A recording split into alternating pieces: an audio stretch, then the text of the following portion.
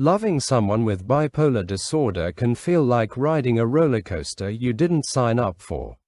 Highs you don't understand, lows you can't fix, and moments where you just feel helpless. But here's the truth. You don't need to be a therapist. You just need to show up. With compassion, patience, and a little guidance. In this video, we're giving you exactly that. A complete, step-by-step guide to supporting your loved one through the ups, the downs, and everything in between. Before we dive in, let's talk about what you'll actually get out of this video. Because if you're here, chances are, you care deeply about someone who's struggling. And that already makes you part of the healing process. In the next few minutes, we'll walk you through everything you need to know to support a loved one living with bipolar disorder. Not just on the good days, but on the hard ones too. First, you'll learn how to truly understand bipolar disorder. Not just the textbook definition, but what it actually looks like in real life. What mania feels like, what depression does to someone, and how these moods affect the people around them, especially you. Second, we'll break down the role of medication. What kinds are usually prescribed, why they matter, and how you, as a friend, a partner, or a family member, can help your loved one stay on track without pushing too hard or sounding like the medication police. Third, we'll talk about how to become a steady emotional support system. What to say, what not to say, how to listen without judgment, and how to be a soft place to land when their world feels out of control. Fourth, we'll walk you through doctor appointments and crisis planning. From helping track symptoms, to knowing what to do in an emergency. You'll learn how to be prepared before things reach a breaking point. Fifth, we'll get real about you. Because supporting someone with bipolar disorder is emotionally exhausting. And you need care too. We'll show you how to set boundaries, protect your own mental health, and avoid burnout, without walking away or feeling guilty. And finally, we'll leave you with practical tools. Daily habits, communication tips, apps, routines. Real-life things you can start using today to make life more stable, more peaceful, and more manageable for everyone involved. Whether you're just starting this journey, or you've been walking beside someone for years, this video is your roadmap. You don't have to fix them. You just have to understand, support, and take care of yourself along the way. Let's get into it, together. Let's start with a question a lot of people are too afraid to ask out loud. What exactly is bipolar disorder? Most people think it's just mood swings, or someone acting dramatic. But that's not true. Not even close. Bipolar disorder is a chronic mental illness, which means it doesn't just go away. It's a long-term condition that causes extreme shifts in mood, energy, and behavior. These mood shifts are not mild, they're not occasional, and they're definitely not something someone can just snap out of. People with bipolar disorder alternate between two powerful and deeply disruptive states: mania, or hypermania, which is a milder form, and depression. During mania, a person might feel invincible, talk rapidly, make impulsive decisions, or sleep only a few hours and still feel wired. During depression, they may feel numb, hopeless, drained, or struggle to even get out of bed, sometimes for days or weeks at a time. These shifts don't just affect mood.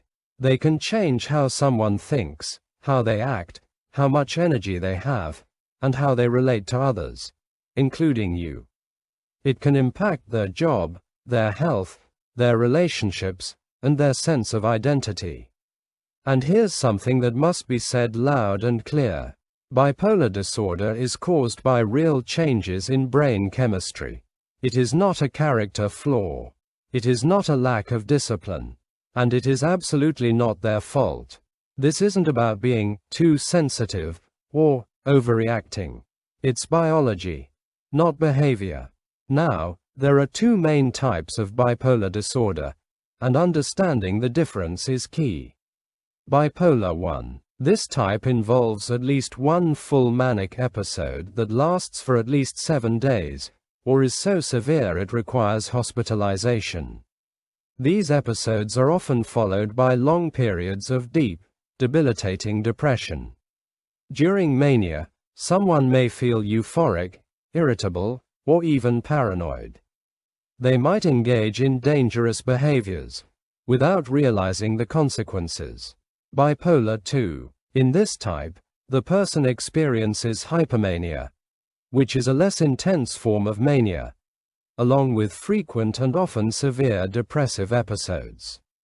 Hypomania might even seem like a good day, more energy, more creativity, but it's still part of the cycle and can lead to burnout or emotional crashes.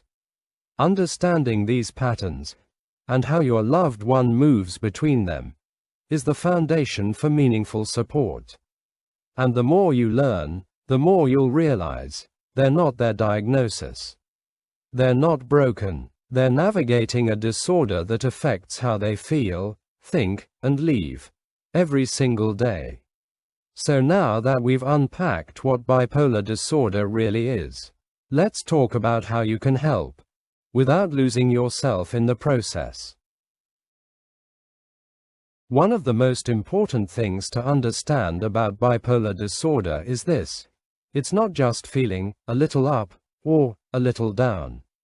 It's a constant battle between two extremes, the highs of mania and the crushing lows of depression. And both can be equally dangerous, in completely different ways. Let's start with mania. When your loved one is going through a manic episode, they may seem like they're on top of the world at first. Their energy is sky high. They're talking faster than usual.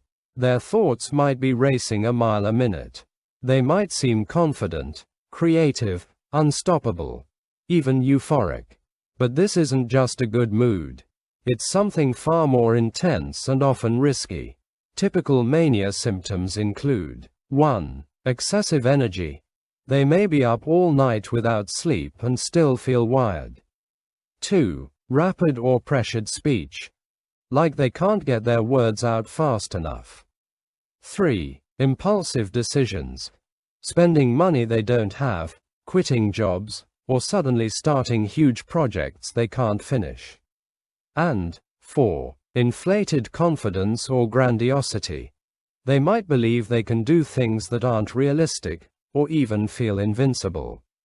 Mania can look like a burst of brilliance, but behind the scenes, it can lead to financial loss, broken relationships, or even hospitalization if it spirals out of control.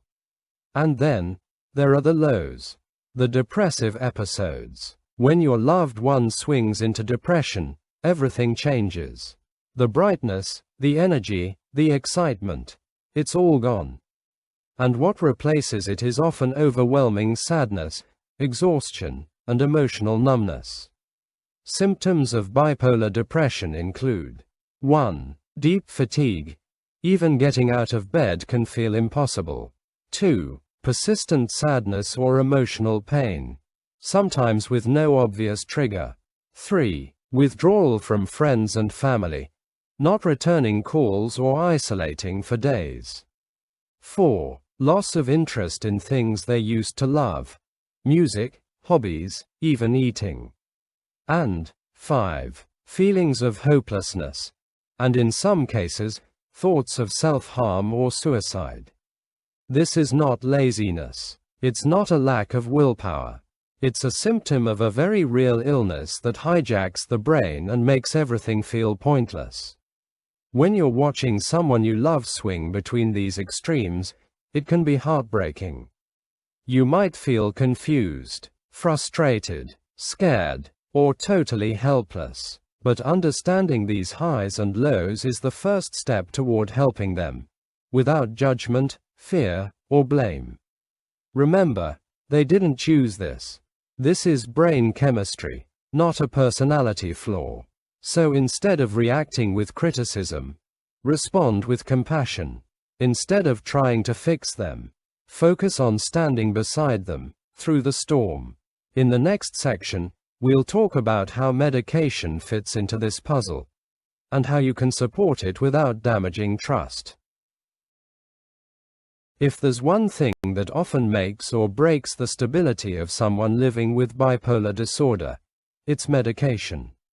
And yes, it can be complicated, but it's also one of the most powerful tools they have. Not to cure bipolar disorder, but to manage it and reclaim a sense of normalcy.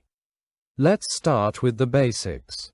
The medications used to treat bipolar disorder are not one size fits all. Doctors often have to try different combinations before finding what works best for someone, and even then, it can change over time. Here are the three main categories you'll hear about. 1. Mood stabilizers. Medications like lithium have been used for decades. They help reduce the frequency and intensity of mood swings, and especially help prevent manic episodes. 2. Atypical antipsychotics. Drugs like quetiapine or olanzapine are used to stabilize mood and prevent both mania and depression. They're often prescribed when mood stabilizers alone aren't enough. 3. Antidepressants. These are used very carefully, because while they can lift someone out of a depressive state, they can also trigger mania if not properly balanced with a mood stabilizer. This is why it's so important for a psychiatrist, not just a general doctor, to manage the medication plan. Now let's talk about your role as a supporter.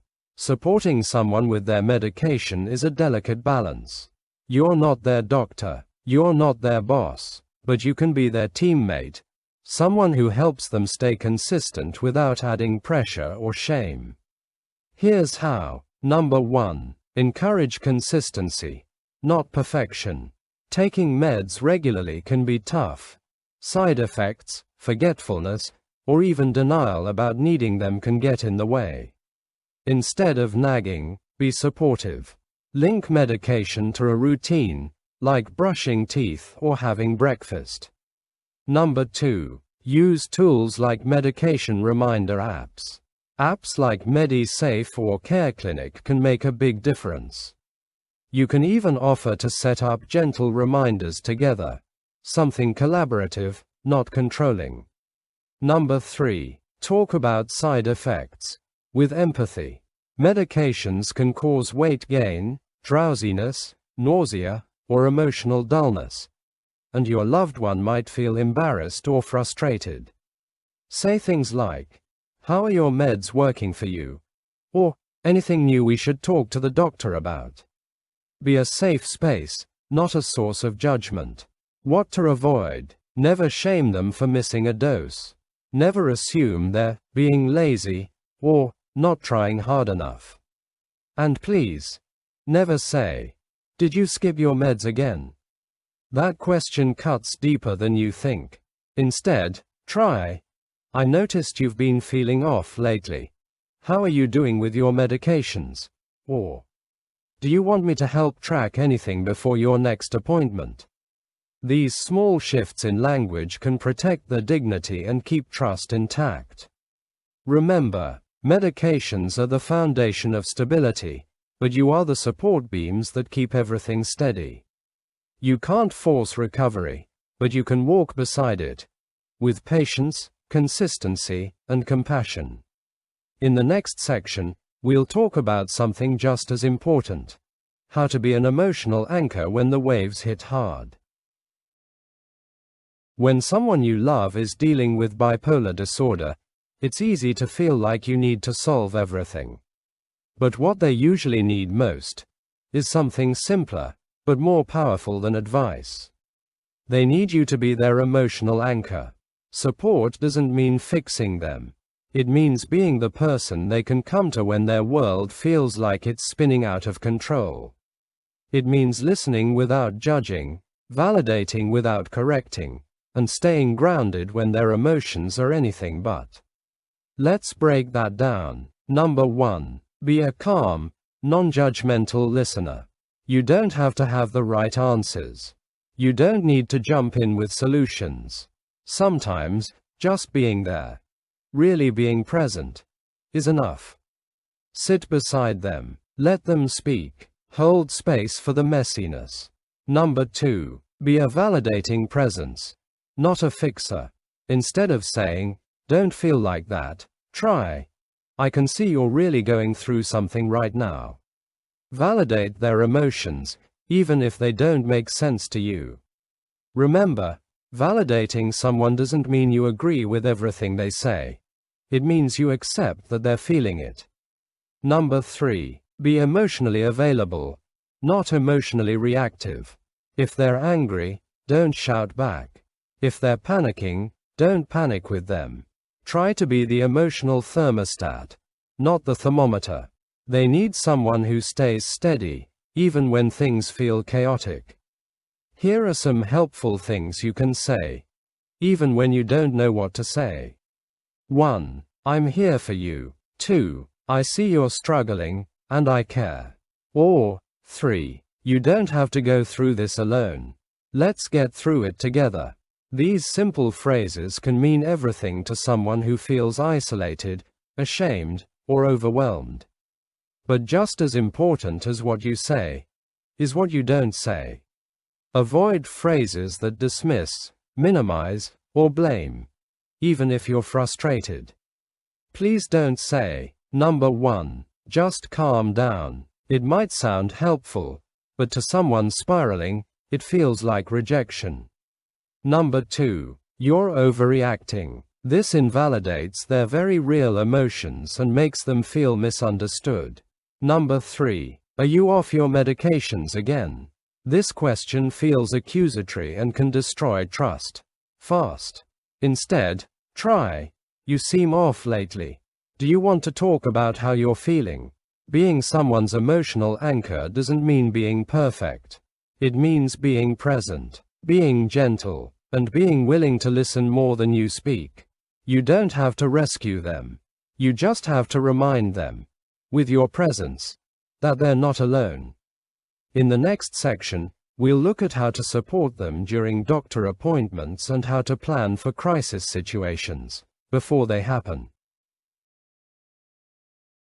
Supporting a loved one with bipolar disorder isn't just about what you say.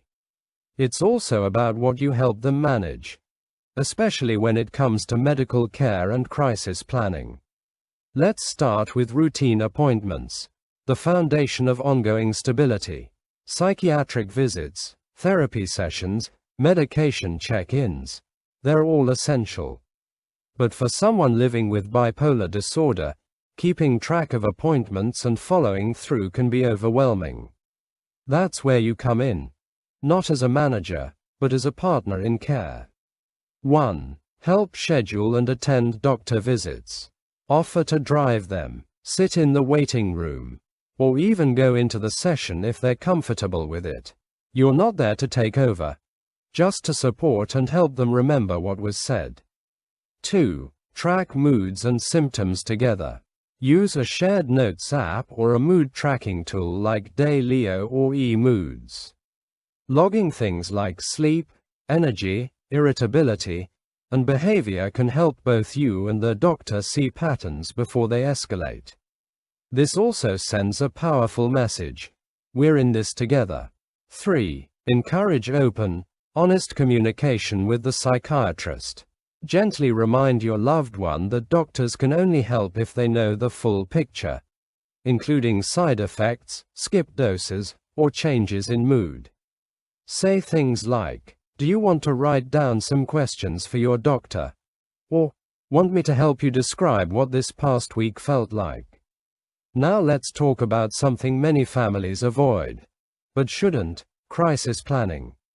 No one wants to imagine their loved one in crisis. But waiting until something goes wrong can leave everyone scared, confused, and unprepared. Having a plan doesn't mean you expect the worst. It means you're ready to respond calmly if it happens. And that readiness can save lives. Every crisis plan should include: Number 1. A current list of medications and dosages, typed out and updated regularly. Number 2. A record of early warning signs, like sleep changes, rapid speech, or withdrawal.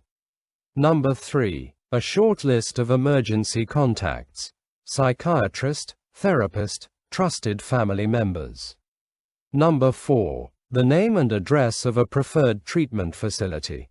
Because in an emergency, you don't want to be Googling at 2 a.m.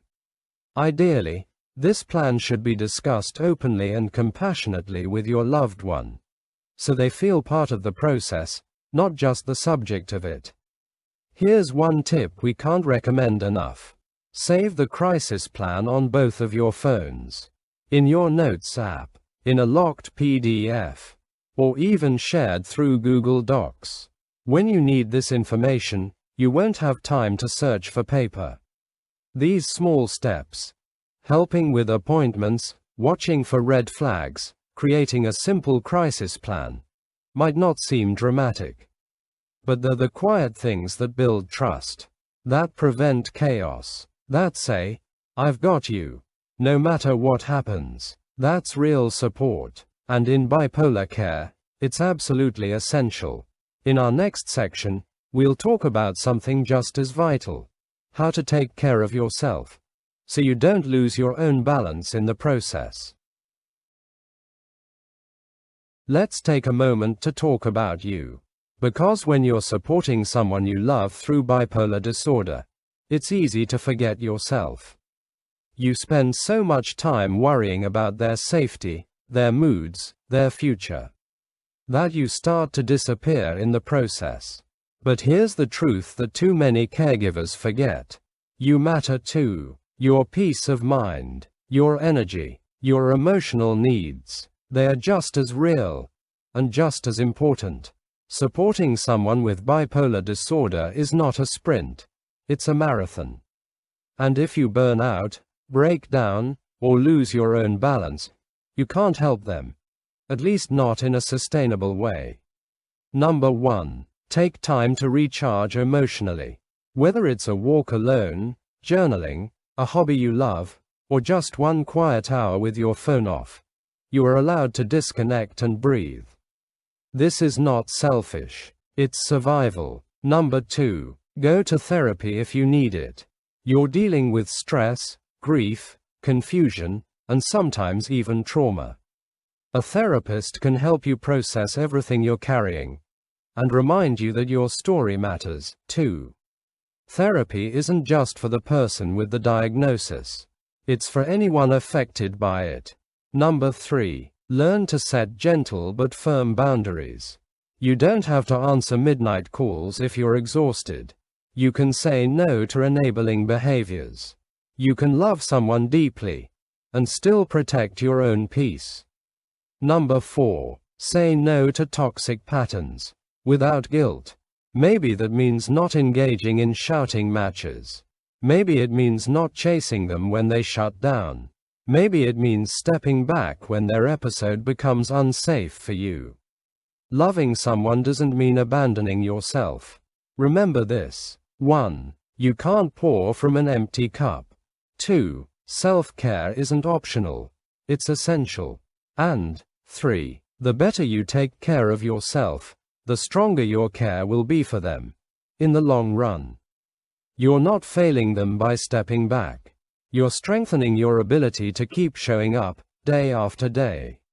So as you walk beside your loved one, don't forget to check in with the person holding their hand, you. You are just as worthy of compassion, rest, and support. In the next section, we'll give you practical daily tools you can use to help create stability, predictability, and peace, for both of you. Sometimes, the most powerful support you can give a loved one with bipolar disorder isn't in big moments. It's in the small, consistent things you do, every single day. These little choices create what we call emotional safety.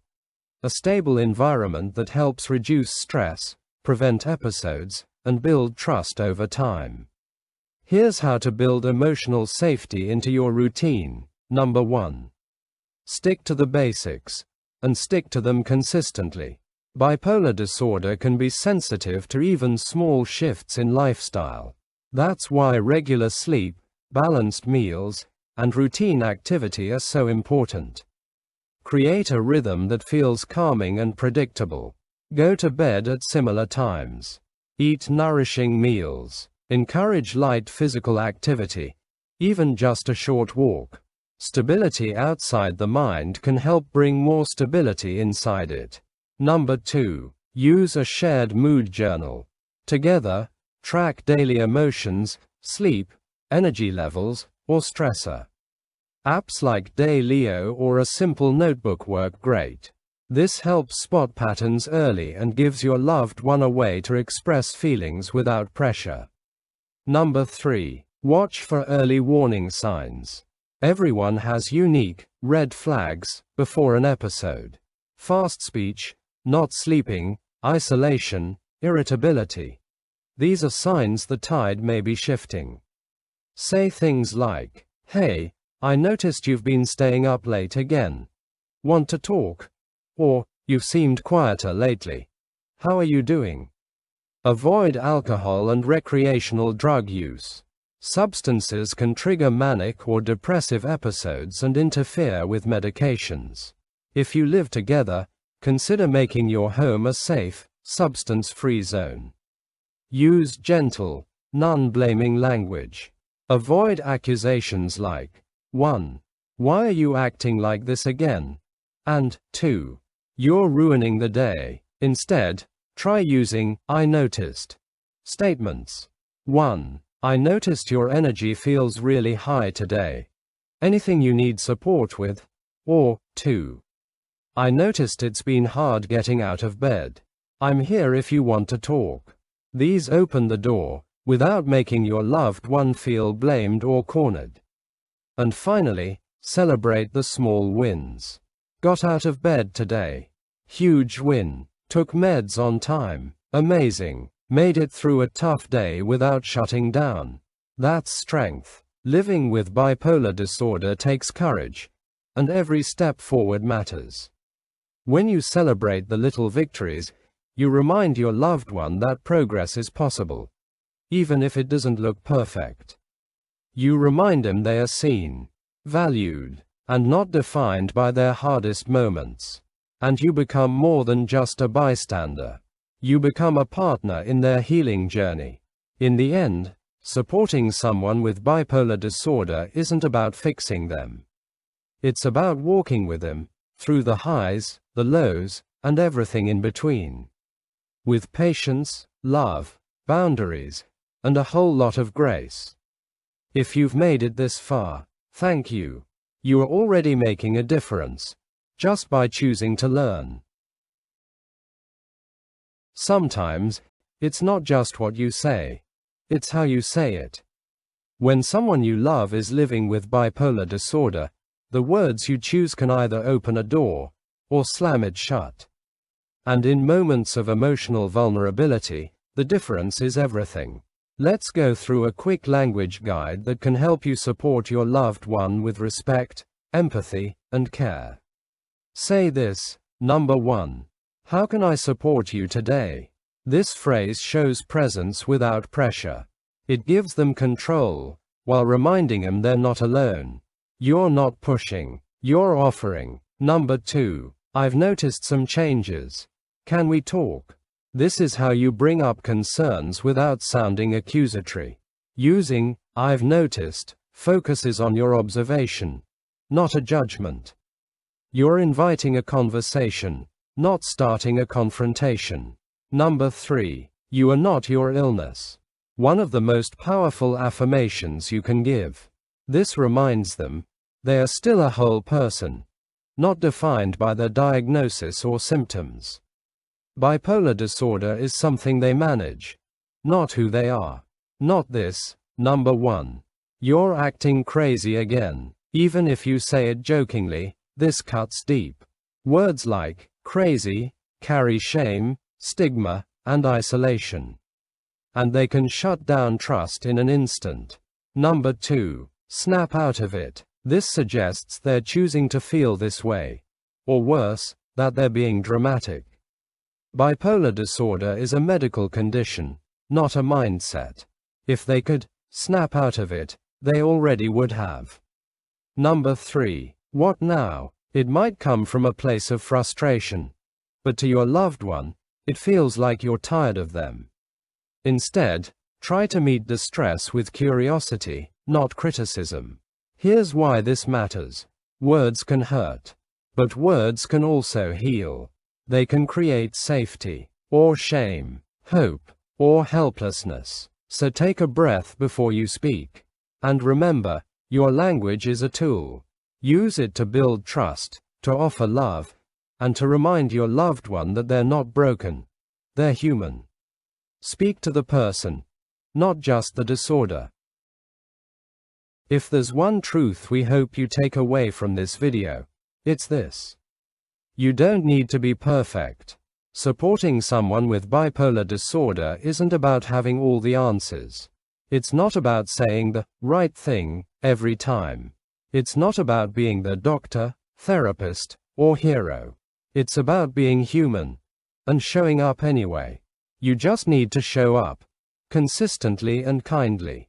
That's it. Be the one who stays when it's hard, who listens when there are no easy words, who doesn't run away when the mood shifts, but also doesn't try to fix everything. Your calm presence might mean more than you'll ever know. Learn what you can, but remember, love isn't about fixing. Read, research, watch videos like this. Understand the condition so you can offer informed compassion. But never forget, your role is not to save them. It's to love them as they are, with steady respect and emotional boundaries. And that is enough. Hold space for hard conversations.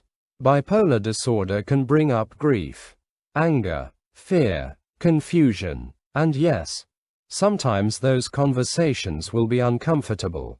But when you lean in, gently, bravely, without judgment, you help your loved one feel safe to be real. Take breaks when you need to. You are allowed to rest. You are allowed to step back, recharge, and refill your own emotional cup. Supporting someone doesn't mean sacrificing yourself. It means learning to balance care for them with care for you. And finally, you are already doing more than you think. If you're watching this video, if you've made it this far, you care deeply. You're already showing up. You don't have to be perfect to be powerful. You don't have to do everything to make a difference. Just being there, learning, listening, loving with patience and presence. That's what changes lives. So breathe. You are doing a brave, important thing, even on the days that feel messy or uncertain. Thank you for being one of the people who chooses to stay. In a world that so often misunderstands bipolar disorder, your love matters more than you know.